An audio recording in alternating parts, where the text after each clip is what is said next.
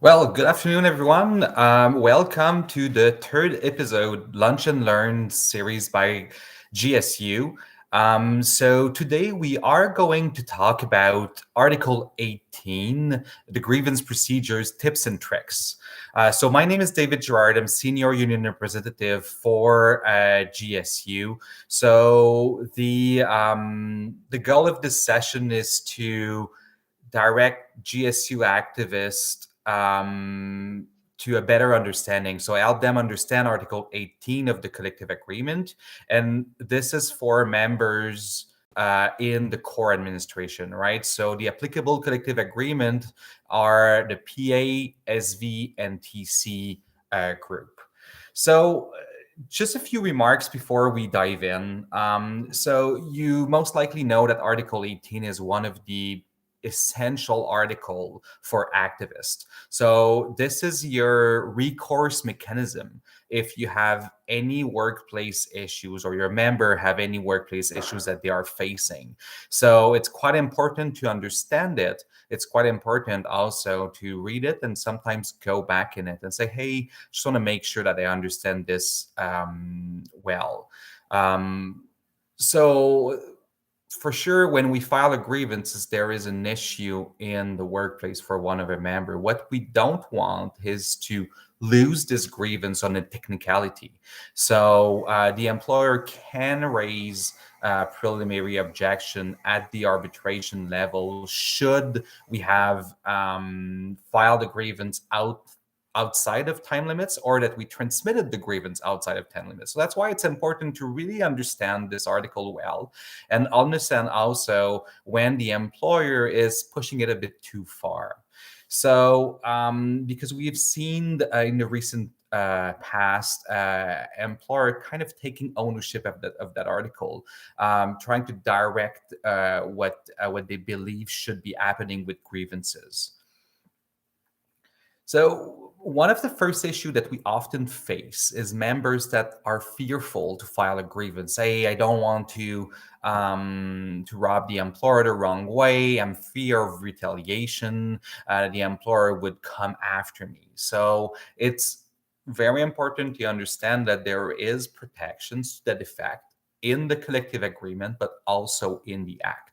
So in the collective agreement, you can find this at Article 1806, and it specifically say that no person, and this is union, coworker, members, especially management, shall seek by intimidation, threat of discharge, any other kind of threat to cause a griever to abandon his grievance or refrain for exercising his right to present a grievance.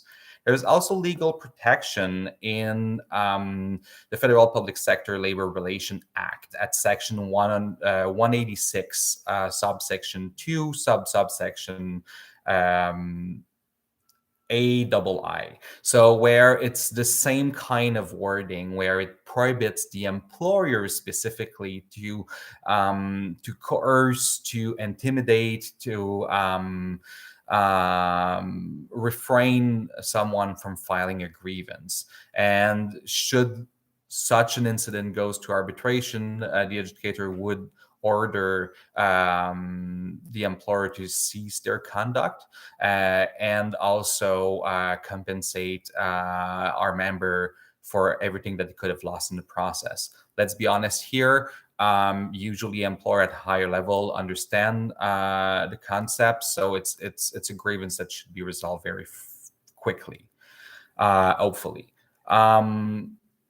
So that's one aspect that we wanted to deal with. The next one is to really look at the grievance level.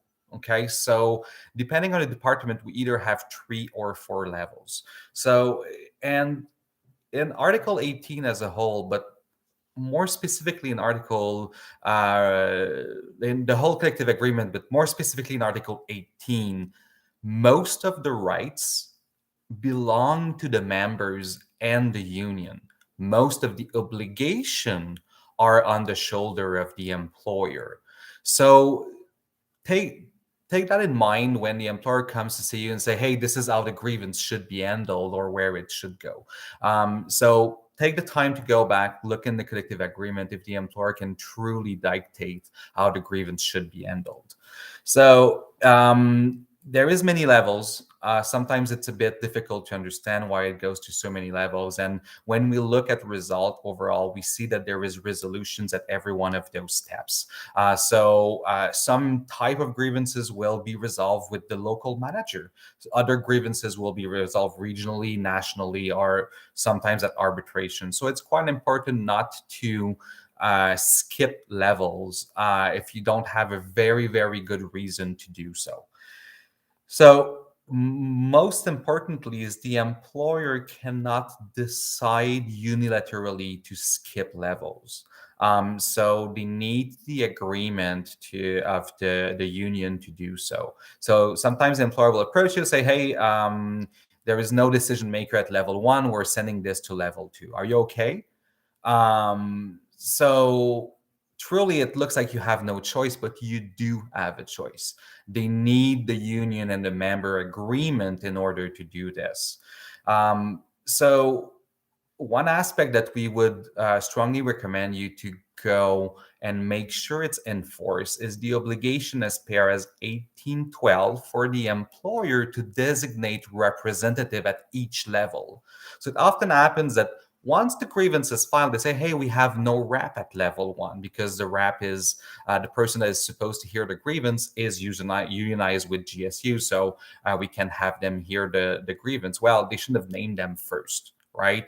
So there is that obligation for the employer to designate for every member who are the levels that are applicable to either that work section, that member directly, if there's a unique position.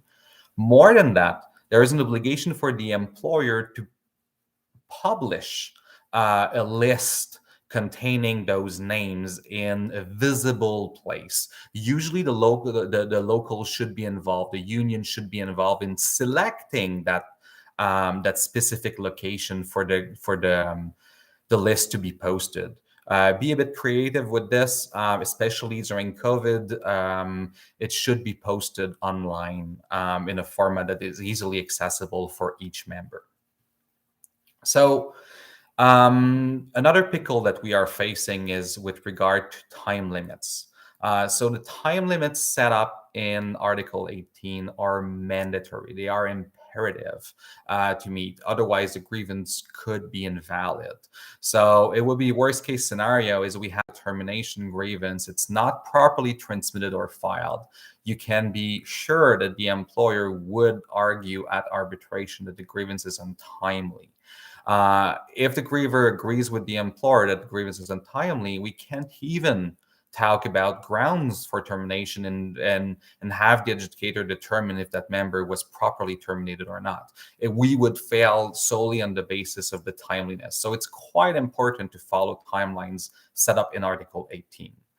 So first thing to know is when we refer to days in Article 18, we are referring to working days. So this is set up as Article 18.20, so that in calculation of time limits, Saturday, Sunday, and designated holiday are to be excluded. So all of you know that we have 25 days to file a grievance. There is a caveat, however, is what's the starting point? So the starting point is the date on which the member is informed or becomes aware of this action or circumstances giving rise to the grievance. So there is a misconception that, we can ask the employer again and they'll say no, and this will be your trigger date.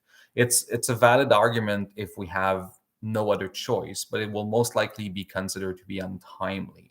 So what the educator are looking at is when's the first time that the member knew that they were aggrieved. Easy example, vacation denial. So manager denies it, then you go back to them. It takes a month and a half saying, hey, provide evidence and stuff, and then they say no again. Officially, the clock started ticking when the employer said no on the original vacation request. Okay, so this is the date that you should use because it's safer that way. There is no way the employer can argue timeliness. So what should you do? Because you always want to have informal discussion and try to resolve that. Our recommendation is to file a grievance and request an extension of time for the employer to respond to the grievance during informal resolution, as per as 1822. Okay. What if it's not possible? Either the member is absolutely reluctant and doesn't want to have anything to do with filing agreements at this stage, or you are at the very last day, as it's often happened, and you don't have enough time to properly draft a grievance and put it in the system. So in this case, and pretty much this case only, you can use 1807. 1807 is the article in the collective agreement about informal resolution. There is some caveat, however. The first caveat is it needs to be formally requested. So you should send an email on behalf of the member, or the member to send an email saying, as per as 1807, I request informal discussion on this topic. So the second caveat is sending that email only pause the clock. So if you are at day 24 to file the grievance, as soon as you get a final response from the employer, you don't start back all over again. You start back at day 24. So the very next day, it's day 25, and you need to have filed that grievance. Okay. So the last problem with that article is, what's final response? Okay, so is it when managers say, oh yeah, I've reviewed this, and no, but yeah, we want to talk about this, and then it goes to labor relation, and ultimately it can go to director, and everyone continue to say no. So what was the final no? So this could be a problem also with using 1807. So that's why we recommend filing the grievance, putting the grievance in abeyance, and then trying to resolve that. So one last thing we want to touch base on is with regard to expectations. So it's quite important to manage expectation from the very get-go when you are or you consider filing agreements with a member.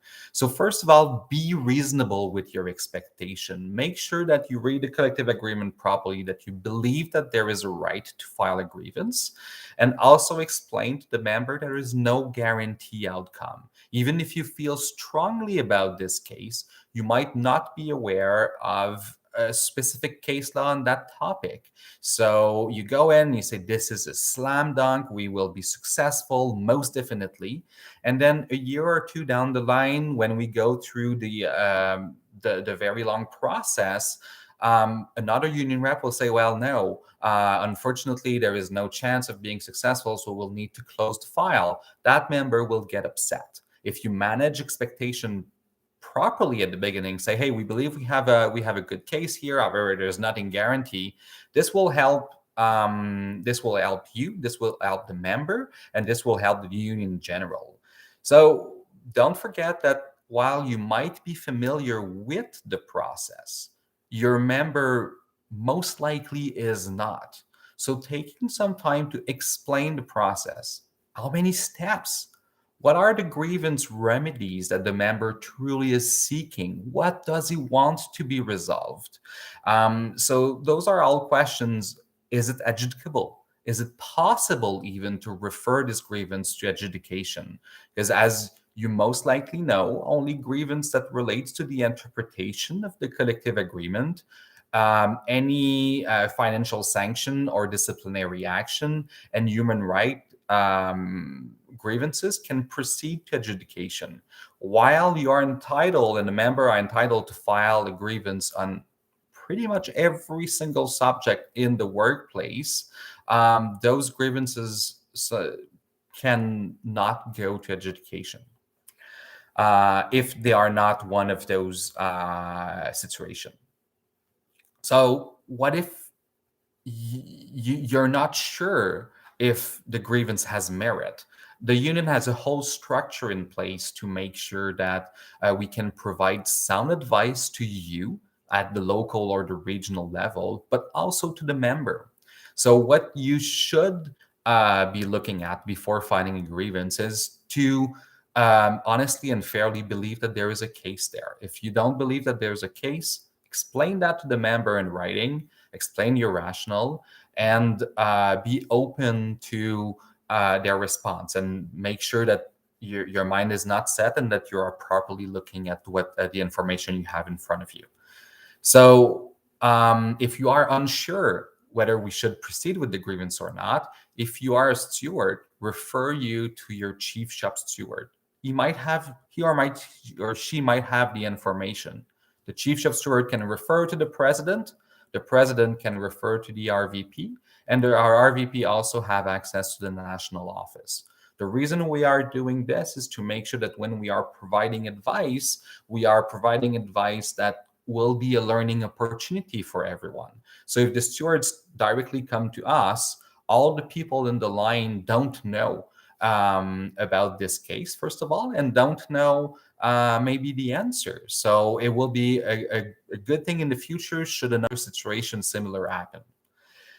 So, just as a side note, this info session that we are doing right now, the Lunch and Learn, does not replace in any shape or form PSAC training.